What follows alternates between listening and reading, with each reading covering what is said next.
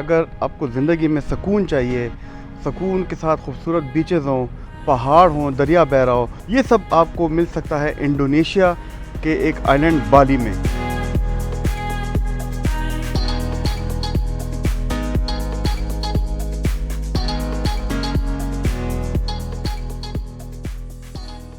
बाली के लोग और इंडोनेशिया के लोग बहुत ज़्यादा ज़हनी तौर पे रेजिलिएंट है, बेहतर हैं।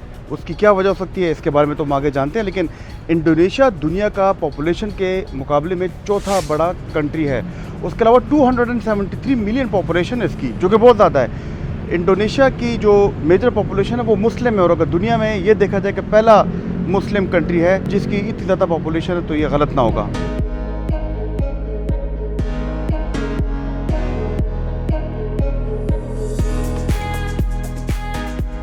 तो इंडोनेशिया के बारे में मैं आपको और बताऊं कि इंडोनेशिया 1700 जजीरों पे मुश्तमिल है, और ये जजीरे फैले हुए हैं। और आप सोचिएगा कि इसको गवर्न करना, इसको कंट्रोल करना कितना मुश्किल है, लेकिन स्टिल ये एक बहुत कामयाब मुल्क है और माशाल्लाह ये बहुत अच्छा जा रहा है। आप जरा सोचिए, यहाँ पे 300 एथनिक ग्रुप्स रहते हैं, मुख्तलिफ रिलीजन्स को फॉलो किया जाता है, और जावा इसका सबसे बड़ा आइलैंड है जहाँ पे इसका दारुल खिलाफा कैपिटल जकार्ता मौजूद है।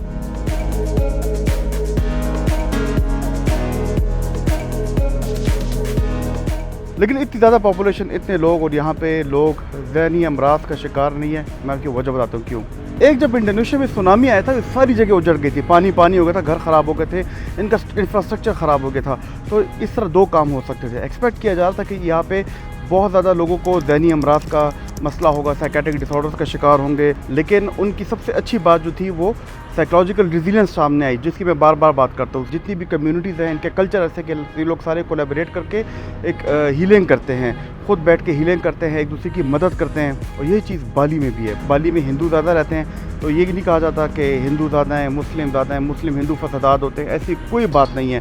सारे यहाँ पे पीस और अमन में रहते हैं। यहाँ पे क्रिश्चियंस भी रहते हैं, और बहुत ही ज़बरदस्त किस्म के लोग जो हैं एक दूसरे के कल्चर्स की, मज़हब की बहुत रिस्पेक्ट करते हैं। इनके बहुत सख्त लॉज हैं ड्रग्स के ख़िलाफ़। आप इनके मुल्क में किसी किस्म का ड्रग, हशीश या कोकेन या इस किस्म को कोई ड्रग भी नहीं बेच सकते, और सख्त कानून है। अगर आप पकड़े गए तो आपको बहुत ज़्यादा जेल होगी, बहुत ख़तरनाक जेल होगी। मेंटल हेल्थ डिसऑर्डर्स में ड्रग्स का 25 से 30% इनकी वजह से साइकेट्रिक डिसऑर्डर्स होते हैं, जिनमें डिप्रेशन, एंग्जाइटी, स्किज़ोफ्रेनिया, साइकोसिस शामिल है।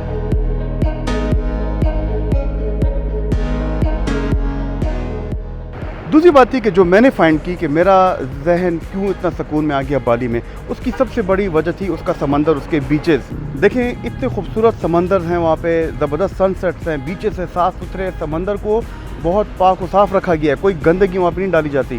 खूबसूरत सी एक समंदर की अपनी एक लहरों की आवाज़ होती है, सनसेट होता है। रात के टाइम समंदर का, बीच का अपना मज़ा है, दिन के टाइम अपना मज़ा है। और इवन जब आप बीच में जाते हैं, सैंड पे लेटते हैं, सैंड से आप अपने आप को इर्द-गिर्द अपने आप को कवर कर लेते हैं, और फिर उसके बाद फिर पानी के, समंदर के नमकीन पानी में डूबते हैं। तो आई थिंक ये बिल्कुल एक ज़बरदस्त एक्सपीरियंस है। जब भी मैं ऐसी जगहों पे आता हूँ, बीचेस पे आता हूँ, तो मैं थोड़ी बहुत स्नॉर्कलिंग करता हूँ।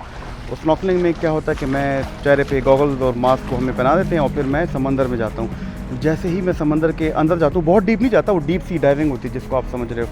थोड़ा सा समंदर में मैंने सर अंदर किया तो मुझे सिर्फ़ और सिर्फ अपनी सांसों की आवाज़ आ रही होती है, और इसके साथ मुझे सारी मछलियाँ दिखाई दे रही होती हैं, तरह तरह की मछलियाँ। समंदर की अपनी एक दुनिया है, इतनी खूबसूरत मछलियाँ जो आपके इर्द गिर्द स्विमिंग कर रही हैं, आपके साथ स्विमिंग करती हैं। फिर डब रोटी लेके जब मैं उनको खाना देता हूँ तो फ़ौरन मेरे पास आ जाती हैं। ये ऐसा था कि समंदर के अंदर जाके मैं बाहर की दुनिया से बिल्कुल लाताल्लुक़ हो गया था, और मछलियों के साथ खेलना, उनके साथ जाना, और बहुत ज़बरदस्त एक्सपीरियंस था।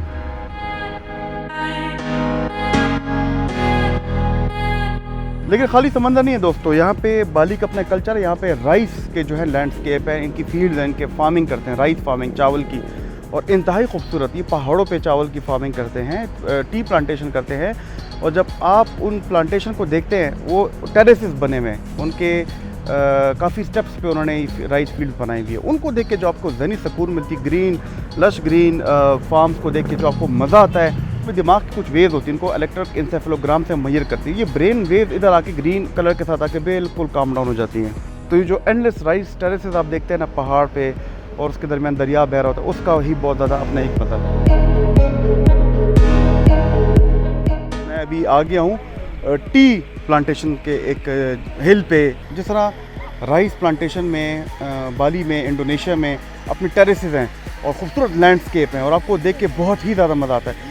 इसी तरह इनके जो टी प्लांटेशन है ये बहुत मोहब्बत से इसको उगाते हैं, जिस तरह श्रीलंका में होता है, लेकिन इंडोनेशिया की अपनी चाय भी बहुत मशहूर है। और यहाँ पे ये चाय की प्लांटेशन को सेलिब्रेट करते हैं। आप देख ही रहे होंगे, मैंने ये जो फुटेजेस है, कितना खूबसूरत लैंडस्केप है, कितना सब कुछ अच्छा बनाया हुआ है, एक एक चीज़ को सेलिब्रेट करते हैं ये।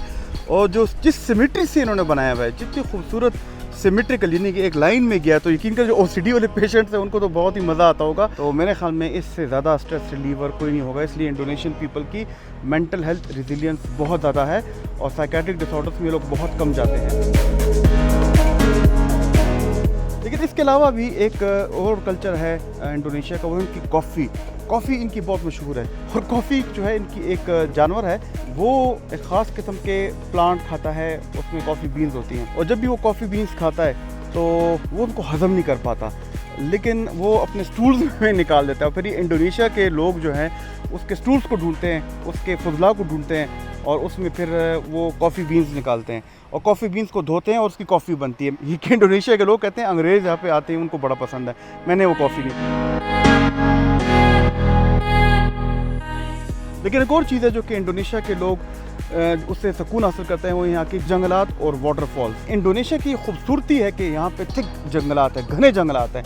ऐसे ही कुछ जंगल हमने बाली में ATV के ज़रिए एक्सप्लोर किया और वो इतना खूबसूरत तरीके से हमने एक्सप्लोर किया। घना जंगल, आपको थोड़ा सा डर भी लगे और बारिश, ऊपर से इतना तेज़ पानी और जो नीचे मड्डी रास्ता था वो स्लिपरी, बल्कि कुछ जगहों पे तो दरिया बन गया था। ये फुटेजेस मैं आपके साथ शेयर कर रहा हूँ। और उसके अलावा ये कि वाटरफॉल्स, बाली के वाटरफॉल्स बहुत ही ज़्यादा मशहूर है, इंडोनेशिया के वाटरफॉल्स बहुत ही ज़्यादा मशहूर हैं। वाटरफॉल के पानी से नहाने का जो मुझे एक लुत्फ़ मिला, एक जो मुझे मज़ा मिला, वो शायद कभी ना मिलता कहीं और। तो वाटरफॉल, थिक रेनी जंगल, खूबसूरत लश ग्रीन, और उसको मेंटेन किया हुआ है टूरिस्ट के लिए, लोगों के लिए कि लोग आएँ उसमें एंजॉय करें। अच्छा, अगर हम बात करें उनकी कल्चर की, तो बाली मल्टी कल्चरल कंट्री है। जैसे मैंने बताया कि मल्टीपल हज़ारों जजीरे हैं। इसके अलावा यहाँ पे 700 से ज़्यादा ज़ुबानें बोली जाती हैं। अब आप मुझे बताओ कि कितने ज़्यादा कल्चर है इंडोनेशिया में, और यही इनकी खूबसूरती है कि हर कल्चर को एक्सेप्ट करते हैं। हमारे मुल्क की तरह नहीं है कि एक सूबे वाला दूसरे सूबे को गाली देता है या एक सूबे वाला दूसरे तीसरे सूबे पर मजाक करता है। और खाली कल्चर नहीं, यहाँ पे बहुत ज़्यादा मज़हब हैं, यानी कि मुसलमान यहाँ पे बहुत ज़्यादा हैं, लेकिन हिंदू और क्रिश्चियनिटी भी हैं और कुछ जूस भी हैं। लेकिन जिस किस्म की एक्सेप्टेंस लोगों को मिली है, हिंदू इकट्ठे रह रहे हैं, मुस्लिम इकट्ठे रह रहे हैं। और याद रखिए, दुनिया का सबसे बड़ा मुसलमान मुल्क है और हज में भी जब आप जाते हैं तो इंडोनेशिया से सबसे ज़्यादा पार्टिसिपेशन होती है। यहाँ पे तबलीगी कल्चर बहुत ज़्यादा है। पाकिस्तान से तबलीग के लिए बहुत लोग आते हैं, इंडोनेशिया के लोग तबलीग के लिए जाते हैं बहुत ज़्यादा। ये ठहरी, मैं आपको एक रास्ता दिखाता हूँ। ये रास्ता है, अभी मज़ीद इस रास्ते के साथ बात करेंगे।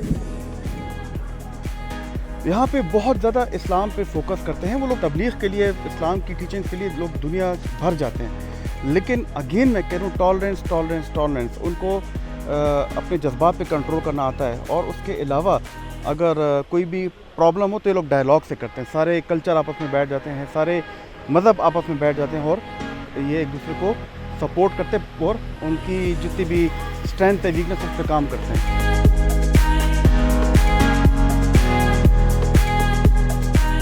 हमने देख लिया कि दुनिया का सबसे बड़ा मुसलमान कंट्री मज़हब को कैसे वो फोकियत भी देता है और कैसे दूसरे मज़हब को भी इसने आपस में इंगेज किया हुआ है और सबको एक्सेप्ट करता है। यही चीज़ सुनामी में देखी गई थी, जब आधा इंडोनेशिया डूब गया था। लोगों पे काफ़ी मुश्किलात आई थी। ये सब मज़हब मिलकर इन्होंने कम्युनिटी का सहारा लिया, साबित किया और ये आपस में इकट्ठे हुए और इन्होंने कम्युनिटी हेल्पिंग की और आखिर में आके ये सारे जो है उस सुनामी से निकले और एज अ रेजिलिएंट निकले।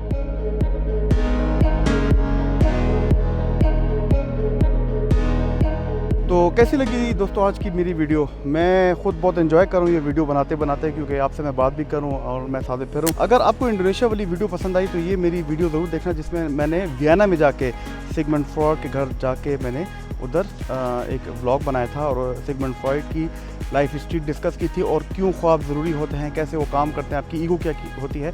ये वाली वीडियो ज़रूर चेक करना, आपको फ़ायदा होगा। मेरी कोशिश है कि दोस्तों कि मैं इन वीडियोस के ज़रिए आपको साइकोलॉजिकली रिजिलिएंट बनाऊं जैसे इंडोनेशिया के लोग हैं, और मैं आपकी मेंटल हेल्थ में पॉजिटिविटी लाऊं। तो मेरे साथ जुड़े रहिएगा और ये वाली वीडियो ज़रूर दोस्तों के साथ शेयर कीजिएगा। खुदा।